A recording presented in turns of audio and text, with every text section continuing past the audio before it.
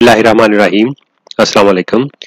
The main objective of this lecture is to define argument, valid argument, and fallacy. Then we will discuss some examples and related result about them. और आखिर में फिर हम propositional function को define करेंगे. If we have given propositions P1, P2 up to Pn और ये preposition एक और प्रपोजिशन हमारे पास दें या कंक्लूड करें Q, तो फिर हम ऐसी चीज को के लिए वर्ड आर्गुमेंट यूज करते हैं. और इसमें जो इनपुट प्रपोजिशंस हमारे पास होती हैं या ये कह लें कि जिन प्रपोजिशंस से हम स्टार्ट करते हैं दोज आर कॉल्ड प्रीमिसेस, और जो प्रपोजिशन Q की तरफ जो हमें लेकर जाते हैं that preposition Q is called conclusion. और इस किस्म के आर्गुमेंट को हम इस तरीके से लिखते हैं जिसको के पढ़ा जाता है P1, P2 up to Pn concluded Q.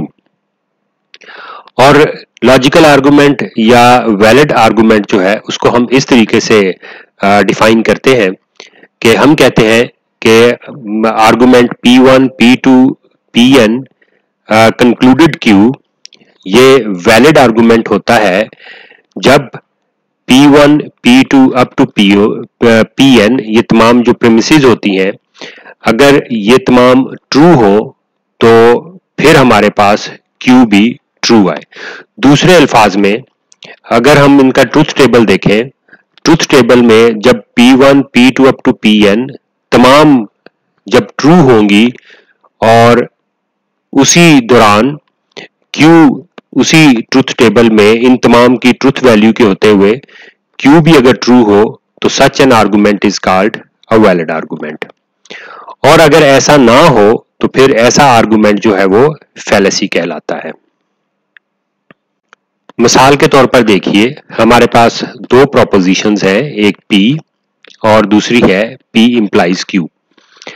अब जब यानी कैपिटल P1 जो है this is represented by a small p और कैपिटल P2 जो है that is represented by P implies Q और जो कंक्लूजन है Q this is actually the small q.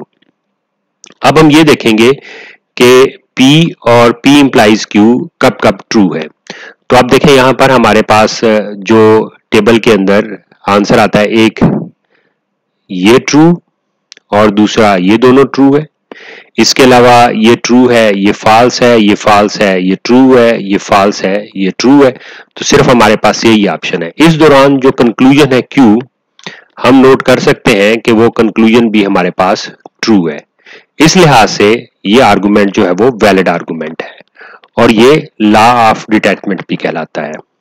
उसके कॉरेस्पॉन्डिंग अगर हम देखें यहां पर P इंप्लाइज Q अगर हमारे पास कैपिटल P1 को रिप्रेजेंट करे, ये Q कैपिटल P2 को रिप्रेजेंट करे और कंक्लूजन हमारे पास ये कैपिटल Q है. तो आइए इसके लिए हम ट्रुथ टेबल में देखते हैं कि P इंप्लाइज Q जब हमारे पास ट्रू है, एक ये ट्रू है, उसके दौरान P2 जिसे हमने Q कहा है ये भी ट्रू है. इसके अलावा हमारे पास ये दोनों इस रो में भी ट्रू है, इसके अलावा ये फॉल्स है. अब हम देखेंगे कि इनके कॉरेस्पॉन्डिंग P की वैल्यू क्या है यानी जो कि कंक्लूजन है. यहां पर ठीक है, इसमें तो ट्रू है लेकिन जब हम इसमें देखते हैं तो ये फॉल्स है. तो इस लिहाज से ये वैलिड आर्गुमेंट नहीं है और ये हम वर्ड इसके लिए यूज करते हैं कि ये फैलेसी है. तो इससे हमें अंदाजा होता है, आप देखें कि जैसे अगर यहां पर ये वैल्यू भी ट्रू हो जाती तो फिर हम कह सकते थे कि ये एक वैलिड आर्गुमेंट है. तो जो रिजल्ट हमारे पास इससे निकलता है देखें कि इसका मतलब ये है कि P1, P2, P3, Pn तमाम के तमाम अगर साइमल्टेनियसली ट्रू हो और वो इंप्लाई करें कि Q भी हमारे पास ट्रू है तो फिर वो वैलिड आर्गुमेंट है. और अगर वो तमाम के तमाम कब ट्रू होते हैं उसके लिए हम देखें वो सिर्फ और सिर्फ इसी सूरत में ही ट्रू हो सकते हैं क्योंकि एंड की ये डेफिनेशन है कि P1 and P2 and P3 and Pn ये उस वक्त ट्रू होगा जब तमाम के तमाम ये ट्रू होंगे, अदरवाइज ये फॉल्स होंगे। तो इससे जो हम रिजल्ट निकालते हैं देखें वो ये है कि अगर हमने किसी आर्गुमेंट को प्रूव करना हो कि वो वैलिड है तो ये इसी के बराबर है कि हम साबित करें कि P1 and P2 up to so on and Pn implies Q जो है that is a tautology. Means जब हम इसका ट्रूथ टेबल ड्रा करें तो उसके ट्रूथ टेबल में उस कॉलम में तमाम जगह पर ट्रू गिवन हो हमें। मिसाल के तौर पर इस एग्जांपल में देखिए, if P implies Q and Q implies R implies या देन P implies R, तो इसके ट्रूथ टेबल को हम देखते हैं जो कि इस तरीके से बनता है कि सबसे पहले तो अगर हम इसको लॉजिकल फॉर्म में लिखें तो ये आ जाता है P implies Q और फिर Q implies R एंड भी मौजूद है ये दरमियान में। ये हमें इंप्लाई करता है P implies R।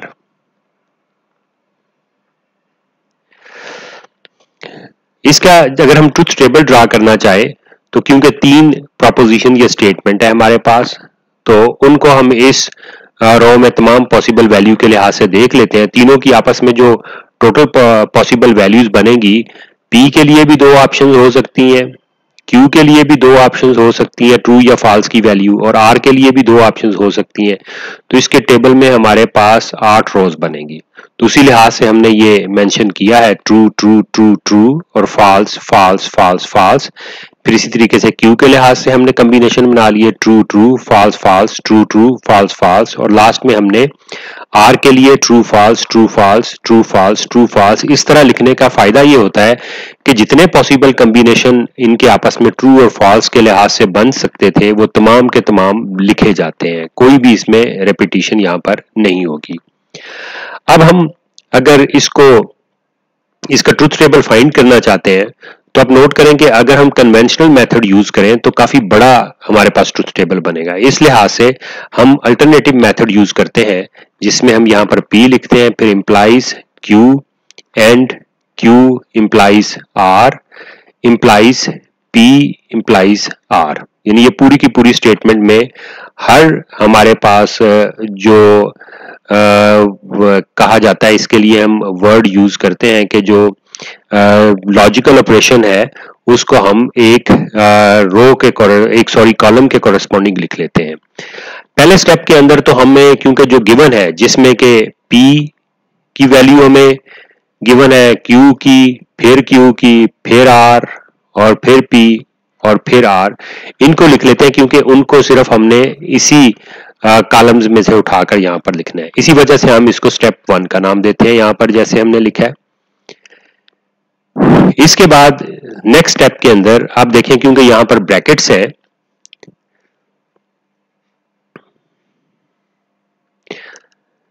ये हमारे पास ब्रैकेट्स गिवन है, तो पहले हम इसको सॉल्व करेंगे और ये इंडिपेंडेंट है तमाम एक दूसरे से, इस लिहाज से ये हमारे पास असल में कॉलम P इंप्लाइज Q का है, तो ये सेकंड स्टेप है।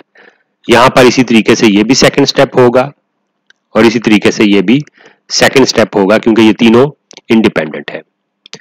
इससे हमारे पास एक ये रिजल्ट आ जाएगा, फिर उसके बाद ये रिजल्ट आएगा और फिर ये रिजल्ट आएगा। अब हम देखते हैं कि अब किसके ऊपर अप्लाई किया जा सकता है। जब इंडिपेंडेंटली हमारे पास ये वैल्यू आ जाती है और ये वैल्यू आ जाती है तो अब हम इन दोनों के ऊपर अप्लाई करेंगे एंड को, इसी वजह से यहां पर ये स्टेप 3 है। तो इसकी वैल्यूज हम लिख लेते हैं। इसके बाद फाइनल आगे हमारे पास अब ये जो टेबल कॉलम हमारे पास बना है, इस कॉलम में हमारे पास जो वैल्यूज हैं वो इस पूरे के पूरे कंप्लीट,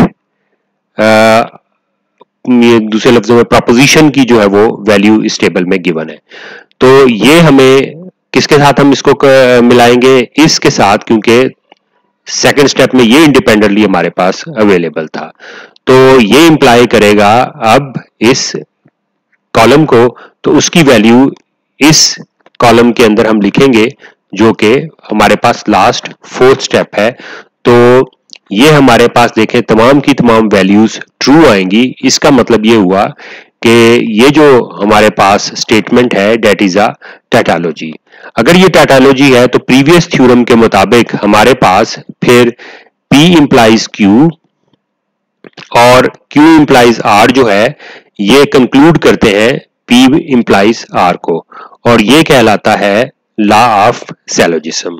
यानी हमने असल में प्रूव किया था कि ये वाली चीज टैटोलॉजी है जो हमें देगी कि ये आर्गुमेंट जो है वो वैलिड है।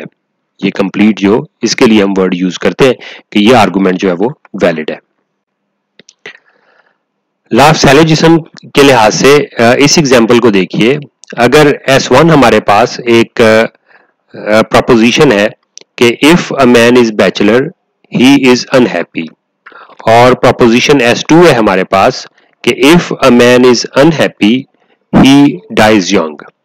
तो जो कंक्लूजन है हमारे पास S वो है बैचलर डाई यंग।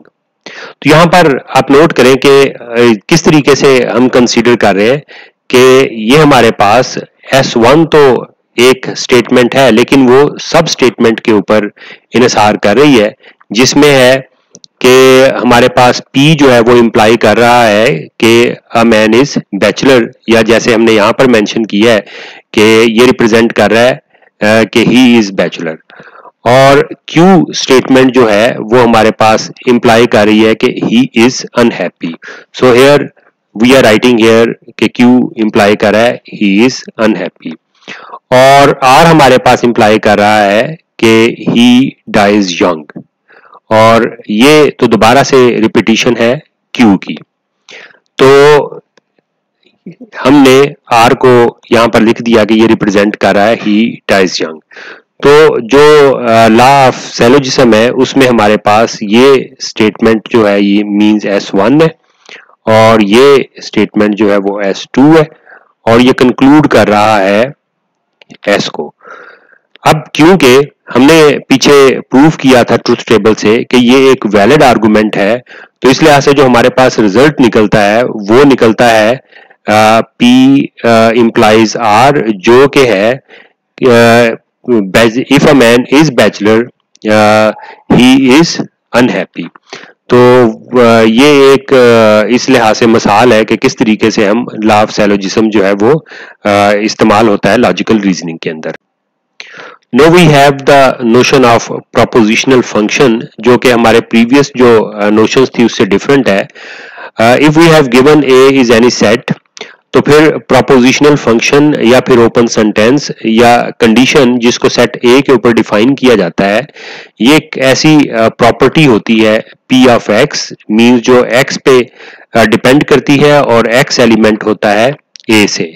तो इसको हम यूं मेंशन करते हैं कि ये प्रॉपर्टी P ऑफ A वो ट्रू हो या फॉल्स हो for some A belongs to A, और इसमें A is called the domain of this propositional function, और इसमें जो सेट TP एक हम कंसीडर करते हैं ये उन A के एलिमेंट के ऊपर उन एलिमेंट को कंसिस्ट करता है जिसके ऊपर P ऑफ A ट्रू हो, और ये इसका truth set of P of X कहलाता है। मींस अगर हम इसको दूसरी फॉर्म में लिखें, टेबुलर टाइप की फॉर्म जो है या डिस्क्रिप्टिव फॉर्म जो भी, कि TP इक्वल होता है X such that X belongs to A, और दूसरी कंडीशन है PX इज ट्रू। और बाज दफा हम इसको सिंपली इस तरीके से मेंशन कर देते हैं जिसमें हम फिर यही कंसीडर करते हैं कि those X for which PX is true. ये बड़ा शॉर्ट सा मेथड है लिखने का। अब मिसाल के तौर पर देखिए कि जैसे PX इस स्टेटमेंट को रिप्रेजेंट कर रहा है X plus 2 is greater than 7, और इसको डिफाइन किया गया है सेट ऑफ नेचुरल नंबर के ऊपर या सेट ऑफ पॉजिटिव इंटीजर्स के ऊपर। अब हम देखते हैं कि अगर हम इसमें जो हमारे पास सेट ऑफ नेचुरल नंबर का जो सेट होता है उसमें हमारे पास नो डाउट इनफाइनाइट एलिमेंट्स होते हैं 1 2 3, और फिर इसके बाद 4 and up to so on. अब जब हम इसमें 1 पुट करते हैं तो ये फॉल्स आता है। उसके बाद अगर हम 2 पुट करते हैं 2 प्लस 2 इज ग्रेटर देन 7, वो भी फॉल्स है। 3 पुट करते हैं तो 3 प्लस 2 इज ग्रेटर देन 7, वो भी फॉल्स है। उसके बाद हम 4 पुट करते हैं सॉरी 3 + 2 = 5 इज ग्रेटर देन 7, वो भी फॉल्स है। फिर हम पुट करते हैं 4 की वैल्यू, फिर भी फॉल्स है। 5 की वैल्यू फिर भी फॉल्स है, क्योंकि 5 + 2 7 आएगा, 7 इज ग्रेटर देन 7। फिर जब हम इसकी वैल्यू 6 पुट करते हैं, 6 + 2 8 आ जाएगा, विच इज ग्रेटर देन 7, फिर ये ट्रू है। उसके बाद 7 पुट करें, 8 पुट करें, जो मर्जी वैल्यू पुट करें, तमाम के लिए फिर ये स्टेटमेंट ट्रू होती है। इस लिहाज से जो इसका ट्रूथ सेट है वो हमारे पास 6, 7, 8 अप टू सो ऑन है। हालांकि जो इसकी डोमेन है वो हमने खुद बताई है कि वो सेट ऑफ नेचुरल नंबर को कंसीडर करता है। इसी तरीके से अगर दूसरी स्टेटमेंट को देखें हम, कि जिसमें हमने पी एक्स को जो प्रोपोजिशनल फंक्शन कंसीडर किया है, जो एक्स पे डिपेंड करता है, वो है x + 5 इज लेस देन 3। अब अगर इसमें से नेचुरल नंबर 1 पुट करें तो 5 + 1 6, 6 इज लेस देन 3, फॉल्स है। 2 पुट करें 7 आ जाएगा, लेस देन 3, वो भी फॉल्स है। इस तरह हम जो भी वैल्यू से नेचुरल नंबर की पुट करते जाएं, बढ़ाते जाएं, तो ये और बड़ा होता जाएगा, तो जिससे रिजल्ट हमारे पास हमेशा फॉल्स ही आएगा।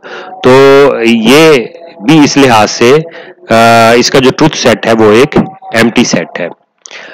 अब अगर इसी लिहाज से हम x + 5 इज ग्रेटर देन 1 को कंसीडर करें, तो आप देखें अगर हम इसमें 1 पुट करें, फिर 2, 3, 4, तमाम के लिए ये ट्रू होता है। तो इसका जो ट्रूथ टेबल है that is itself is the set of natural number. तो हम कहते हैं कि this px is true for every element in n। आज के लिए इतना ही। Thank you very much for your attention.